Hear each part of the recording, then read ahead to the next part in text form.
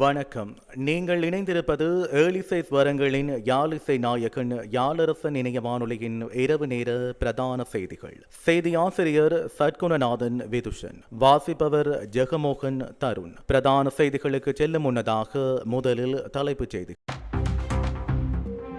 அதிகரித்த காற்று, மீனவர்களுக்கு விடுக்கப்பட்டுள்ள எச்சரிக்கை. இலங்கையில் பாகிஸ்தான் பிரஜைகளுக்கு 10 வருட சிறை. கட்டுநாயக்கவில் ஆயுதங்களுடன் சென்று அடுதடியில் ஈடுபட்ட ராஜாங்க அமைச்சர். பொதுக்குடியிருப்பில் மர்ம பொதியால் பரபரப்பு.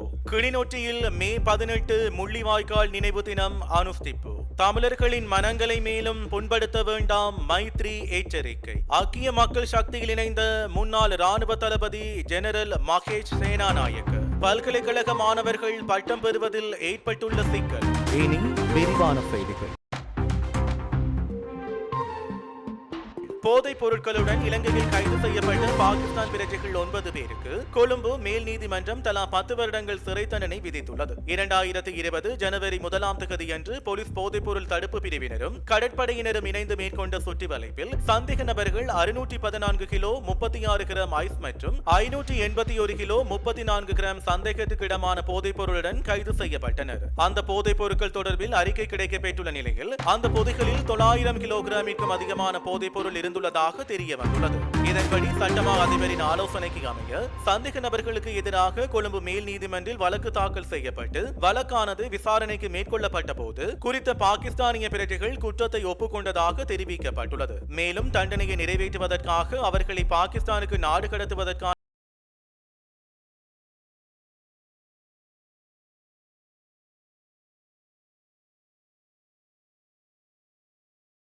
கல்வி பிரதேசங்களுக்கு புதிய கல்வி பணிப்பாளர்கள் நியமிக்கப்பட்டுள்ளனர். இலங்கை நிர்வாக சேவையின் சிரேஷ்ட அதிகாரிகள் நுவரெலியாவிற்கு திருமதி பிகில்கேதர டிஎம்பிஎல், திரு அபேரத்ன மற்றும் பிஜிஎம் நாவுலுகா, திரு வனசிங்க மற்றும் மாத்தலைக்கு திருமதி நவோமி கெட்டியாராச்சி நியமிக்கப்பட்டுள்ளார். இந்த அதிகாரிகளுக்கான நியமன கடிதம் மத்திய மாகாண ஆளுநர் வழக்கறிஞர் லலிதியோ கமகே தலைமையில் நேற்று முன்தினம் இடம்பெற்றது. மத்திய மாகாண பிரதம செயலாளர் அஜித் பிரேமசிங்க, மத்திய மாகாண ஆளுநரின் செயலாளர் மஞ்சுள மகத போல மாகாண முதலமைச்சர் மற்றும் கல்வி அமைச்சின் செயலாளர் மேனகா ஹேரத், மாகாண கல்வி பணிப்பாளர் அமரசிறி பியதாச, பிரதம மற்றும் கல்வி அமைச்சின் சிரேஷ்ட உதவி செயலாளர் பிரபாத் மத்துமாராஜி மற்றும் பலர் இந்த நிகழ்வில் கலந்து கொண்டுள்ளனர். பிரித்தானிய நகரம் ஒன்றின் புதிய முதல்வராக இலங்கையிலிருந்து ஏதிலியாக சென்று தமிழர் ஒருவர் பதவியேற்றுள்ளார். தொழிற்கட்சியின் உறுப்பினரான இளங்கோ இளவழகன் என்பவரே இப்ஸ்பிட் மாநகர முதல்வராக தெரிவு செய்யப்பட்டுள்ளார். கடந்த புதன்கிழமை இடம்பெற்ற குறித்த பதவியேற்பு நிகழ்வின் போது இப்ஸ்பிட் இந்து சமூகத்தின் உறுப்பினர்கள் பலரும் கலந்து கொண்டனர். இந்து சமயத்தை சார்ந்த ஒருவர் முதல்வராக தெரிவு செய்யப்பட்டமை இப்ஸ்பிட் நகரத்தின் பன்முகத்தன்மையையும் பன்முக கலாச்சாரத்தையும் எடுத்துக்காட்டுவதாக இந்து சமாசத்தின் தலைவர் சச்சின் ஹராலே கூறியுள்ளார். பனை அபிவிருத்தி சபை அலுவலகத்தை இலங்கைக்கான அமெரிக்க தூதுவர் யூலி சாங் இன்றைய தினம் பார்வையிட்டுள்ளார். யாழ்ப்பாணம் கைத்தடியில் அமைந்துள்ள பனை அபிவிருத்தி சபையின் தலைமை காரியாலயத்தை இன்று காலை 8:15 மணியளவில் இலங்கைக்கான அமெரிக்க தூதுவர் யூலி சாங் பார்வையிட்டு பனை உற்பத்தி பொருட்களை ஆராய்ந்து கொண்டார். இதன்போது பனை அபிவிருத்தி சபையின் தலைவர் கிருஷ்ணராஜா பத்திராஜா, உத்தியோகர்கள், சிரேஷ்ட போலீஸ் அத்தியட்சகர் தனபால உட்பட பலர் கலந்து கொண்டனர். இதன்போது பனை அபிவிருத்தி சபையின் உற்பத்திகள் தொடர்பான கருத்தரங்கு ஒன்றும் இடம்பெற்றது. இந்த வருடத்தில் இதுவரை 49 கைதிகள் சிறைச்சாலைகளில் இருந்து தப்பியோடியுள்ளதாக சிறைச்சாலை ஆணையாளரும் ஊடக பேச்சாளருமான காமினி பி திசாநாயக்க ஊடகங்களிடம் தெரிவித்துள்ளார். தப்பியோடியவர்களில் 2 மாத்திரமே இதுவரை கைது செய்யப்பட்டுள்ளதாகவும் அவர் குறிப்பிட்டுள்ளார். தப்பியோடியவர்களை கைது செய்யும் நடவடிக்கை தொடர்ந்து முன்னெடுக்கப்பட்டு வருகின்றது என அவர் சுட்டிக்காட்டியுள்ளார். வீரவில திறந்தவெளி சிறைச்சாலை முகாமிலிருந்து நேற்று முன்தினம் இரவு கைதி ஒருவர் தப்பியோடியுள்ளார். எப்பாவல பகுதியைச் சேர்ந்த 34 வயதான கைதியை தப்பிச் சென்றார். பாலியல் துஷ்பிரயோக குற்றச்சாட்டில் அந்த கைதிக்கு அனுராதபுரம் நீதிமன்றத்தினால் தண்டனை வழங்கப்பட்டிருந்தது என்பது குறிப்பிடத்தக்கது.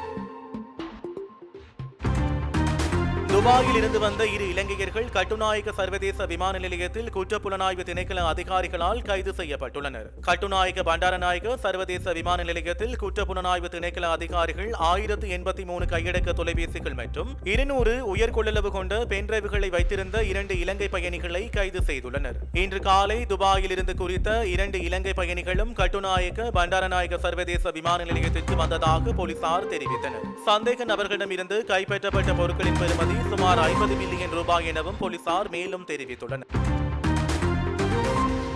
புதுக்குடியிருப்பு நகர் பகுதியில் காணப்பட்ட மர்ம பொதியினால் குறித்த பகுதியில் பரபரப்பு நிலை ஏற்பட்டிருந்தது. முல்லைத்தீவு புதுக்குடியிருப்பு இலங்கை வங்கிக்கு அருகாமையில் மர்ம பொதி ஒன்று அடையாளம் காணப்பட்டதை அடுத்து குறித்த பகுதி மக்கள் மத்தியில் பரபரப்பு நிலை ஏற்பட்டிருந்தது. குறித்த விடயம் தொடர்பில் புதுக்குடியிருப்பு போலீசாருக்கு தகவல் தெரியப்படுத்தப்பட்டதனை தொடர்ந்து சம்பவ இடத்திற்கு வருகை தந்த போலீசார் குறித்த மர்ம பொதியினை பரிசோதனை செய்யும் போது குறித்த பொதியின் உரிமையாளர் தன்னாலேயே பொதி தவறவிடப்பட்டது என கூறி அடையாளம் காட்டி போலீசாரிடமிருந்து வாங்கிச் சென்றிருந்தமை குறிப்பிடத்தக்கது.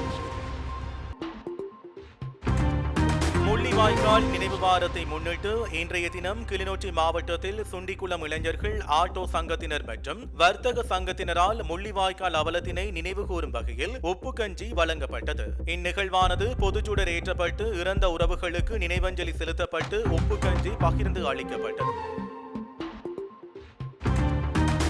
வடக்கு கிழக்கில் நினைவேந்தல் நிகழ்வுகளில் ஈடுபடும் தமிழ் மக்களை கைது செய்து அவர்களின் மனதை மேலும் புண்படுத்த வேண்டாம் என முன்னாள் ஜனாதிபதி மைத்ரிபால சிறிசேன அரசிடம் கோரியுள்ளார். திருகோணமலை மூதூர் சம்பூரில் முள்ளிவாய்க்கால் கஞ்சி வழங்கப்பட்டமைக்காக 4 கைது செய்யப்பட்டு விளக்கமறியலில் வைக்கப்பட்டுள்ளனர். இதற்கு கண்டனம் தெரிவித்து கருத்து வெளியிடும் போதே அவர் மேற்கண்டவாறு கூறியுள்ளார். இது தொடர்பில் அவர் மேலும் கருத்து தெரிவிக்கையில், இலங்கையில் இடம்பெற்ற போரில் உயிரிழந்தவர்களை நினைவேந்தி அஞ்சலிக்க அவர்களின் உறவுகளுக்கு முழு உரிமை. அதை இன ரீதியாகவோ அல்லது மத ரீதியாகவோ பிரித்து பார்க்க முடியாது. எனவே இறுதி போரில் உயிரிழந்த தமிழ் மக்களை அவர்களின் உறவுகள் நினைவேந்த அரசு அனுமதிக்க வேண்டும். அதற்கு எதிராக நீதிமன்றத்தை நாடி எந்த தடை உத்தரவுகளையும் அரசு விதிக்க கூடாது. வடக்கு கிழக்கில் நினைவேந்தல் நிகழ்வுகளில் ஈடுபடும் தமிழ் மக்களை கைது செய்து அவர்களின் மனதை மேலும் புண்படுத்த வேண்டாம் என அரசிடம் கேட்டுக் கொள்கின்றேன். நினைவேந்தல் நிகழ்வை காரணம் காட்டி கைது செய்யப்பட்டவர்களை விடுவிக்க அரசு உடனடியாக நடவடிக்கை எடுக்க வேண்டும். எனது ஆட்சியில் நல்லாட்சி அரசு நினைவேந்தல் நிகழ்வுகளை தமிழ் மக்கள் பகிரங்கமாக நடத்த நான் அனுமதி வழங்கியிருந்தேன். உயிரிழந்தவர்களை வைத்து இன ரீதியில் மத ரீதியில் அரசியல் நடத்தும் நோக்கம் எனக்கு இருக்கவில்லை என அவர் மேலும் தெரிவித்துள்ளார். முன்னாள் ராணுவ தளபதியும் பாதுகாப்பு பதவி நிலை பிரதானியுமான ஜெனரல் மகேஷ் சேனாநாயக்க ஐக்கிய மக்கள் சக்தியில் இணைந்து கொண்டுள்ளார். முன்னாள் ராணுவ தளபதி ஓய்வு பெற்ற ஜெனரல் மகேஷ் சேனாநாயக்க அவர்கள் எதிர்க்கட்சி தலைவர் சஜித் பிரேமதாச அவர்களது நாட்டை கட்டியெழுப்பும் வேலை திட்டத்திற்கு ஆதரவளிக்கும் நோக்கில் ஐக்கிய மக்கள் சக்தியுடன் இணைந்து கொண்டுள்ளார். எதிர்க்கட்சி தலைவர் சஜித் பிரேமதாசவை சந்தித்து ஐக்கிய மக்கள் சக்தியில் இணைந்து கொண்ட அவர் ஐக்கிய ராணுவ வீரர்கள் சக்தியின் பிரதானியாக எதிர்க்கட்சி தலைவர் சஜித் பிரேமதாஸ் அவர்களால் இன்றைய தினம் நியமிக்கப்பட்டுள்ளார். காற்றின் வேகமானது அவ்வப்போது மணித்தியாலத்துக்கு 60 தொடக்கம் 70 கிலோமீட்டர் வரை அதிகரித்து வீசுவதுடன் கடற்பரப்புகளில் கடல் கொந்தளிப்பாக காணப்படும் என வளிமண்டலவியல் திணைக்களம் அறிவித்துள்ளது. இந்த நிலையில் கட்பிட்டி, கொழும்பு, காலி, காம்பாந்தோட்டை முதல் பொத்துவில் வரையான கடற்பரப்புகளில் கடல் கொந்தளிப்பாக காணப்படும் என வளிமண்டலவியல் திணைக்களம் அறிவித்துள்ளது. இந்த கடற்பரப்புகளில் அவ்வப்போது பலத்த மழையோ அல்லது இடியுடன் கூடிய மழையோ பெய்யக்கூடும் எனவும் வளிமண்டலவியல் திணைக்களம் விடுத்துள்ள அறிக்கையில் தெரிவிக்கப்பட்டுள்ளது. மீனவ மற்றும் கடற்சார் சமூகம் இது தொடர்பில் அவதானம் செலுத்துமாறு வளிமண்டலவியல் திணைக்களம் கேட்டுக் கொண்டுள்ளது. பல்கலைக்கழக கல்விசாரா ஊழியர்களின் போராட்டம் காரணமாக மாணவர்கள் பட்டம் பெறுவதில் சிக்கல் நிலை உருவாகியுள்ளதாக பல்கலைக்கழக மானியங்கள் ஆணைக்குழு தெரிவித்துள்ளது. நாடளாவிய ரீதியில் கல்விசாரா ஊழியர்கள் தொடர்ச்சியாக வேலைநிறுத்த போராட்டம் ஒன்றை முன்னெடுத்து வருகின்றனர். இந்த வேலைநிறுத்த போராட்டம் காரணமாக பல்கலைக்கழக மாணவர்களுக்கான அனைத்து பரீட்சைகளும் ஒத்திவைக்கப்பட்டுள்ளன. இந்த வேலைநிறுத்த போராட்டத்தினால் சுமார் 1.5 லட்சம் மாணவர்களின் பட்டப்படிப்பினை உரிய நேரத்தில் பூர்த்தி செய்ய முடியாதுள்ளதாக பல்கலைக்கழக மானியங்கள் ஆணைக்குழுவின் உபத்தலைவர் பேராசிரியர் சந்தன தெரிவித்துள்ளார். இதேவேளை உயர்தர பரீட்சையில் சித்தி எய்திய மாணவர்கள் பல்கலைக்கழக அனுமதி குறித்த வழிகாட்டல் கையேடு வெளியிடுவதிலும் காலதாமதம் ஏற்பட்டுள்ளது. கல்விசாரா ஊழியர்களின் பிரச்சினைகளுக்கான தீர்வுகள் தொடர்பான பரிந்துரைகள் அமைச்சரினால் அமைச்சரவையில் சமர்ப்பிக்கப்பட்டுள்ளதாக பேராசிரியர் சந்தன உடவத்த தெரிவித்துள்ளார். இதேவேளை கோரிக்கைகள் நிறைவேற்றப்படும் வரையில் போராட்டம் தொடரும் என கல்விசாரா ஊழியர்கள் தொழிற்சங்கம் தெரிவித்துள்ளது. இலங்கை தமிழரசு கட்சியின் ஏற்பாட்டில் தொண்டைமானாறு செல்வச்சந்நிதி ஆலயத்தில் முள்ளிவாய்க்காலில் உயிரிழந்த உறவுகளின் ஆத்ம சாந்திக்கான விசேட பூஜை வழிபாடுகள் இன்றைய தினம் இடம்பெற்றுள்ளது.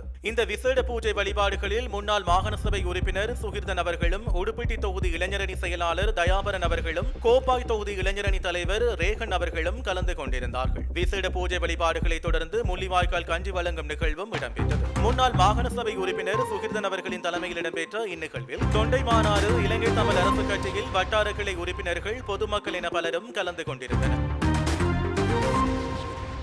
கட்டுநாயக்க விமான நிலைய வளாகத்திற்குள் குழப்பம் ஏற்படுத்தும் வகையில் நடந்து கொண்டதனை ராஜாங்க அமைச்சர் பிரசன்ன ரணவீர ஒப்புக்கொண்டுள்ளார். வெளிநாட்டில் உள்ள தனது மகனை பார்ப்பதற்காக தனது மனைவியை விமான நிலையத்துக்கு அழைத்துச் செல்வதற்காக கடந்த 14ஆம் தேதி காலை கட்டுநாயக்க விமான நிலையத்திற்கு சென்றிருந்தார். அங்கு ராஜாங்க அமைச்சர் தனது பாதுகாப்பு அதிகாரிகளுடன் துப்பாக்கி ஏந்தியவாறு விமான நிலையத்திற்குள் நுழைய முற்பட்டதுடன் பாதுகாப்பு உத்தியோகத்தர்கள் அரசு அமைச்சரிடம் பயண சீட்டுடன் விமான நிலையத்திற்குள் நுழையுமாறு கூறியுள்ளனர். துப்பாக்கி ஏந்தியவர்களை விமான நிலையத்திற்கு அனுமதிக்க முடியாது என பாதுகாப்பு அதிகாரிகள் தெரிவித்துள்ளனர். இந்த நிலையில் அமைச்சர் பாதுகாப்பு அதிகாரிகளை திட்டியதாக தெரிவிக்கப்படுகிறது. மேலும் ராஜாங்க அமைச்சர் பிரசன்ன ரணவீர விமான நிலைய வளாகத்திற்குள் பொருட்களை கொண்டு செல்லும் நபர்கள் மீதும் தாக்குதல் நடத்தப்பட்டுள்ளது. இந்த தாக்குதல் சம்பவம் அங்கிருந்த சிசிடிவி கேமராவிலும் பதிவாகியுள்ளது. ராஜாங்க அமைச்சரின் மனைவி கொண்டு வந்த சில பயண பொதிகளை ஏற்றி செல்வதற்காக ராஜாங்க அமைச்சர் 700 ரூபாவை பொருட்களை கொண்டு செல்பவர்களுக்கு வழங்கியிருந்த நிலையில் அந்த தொகை போதுமானதாக இல்லை என்ற காரணத்தினால் இந்த தாக்குதல் நடத்தப்பட்டுள்ளது. இது தொடர்பான தகவல்கள் ஊடகங்கள் வாயிலாக கசிந்துள்ள நிலையில்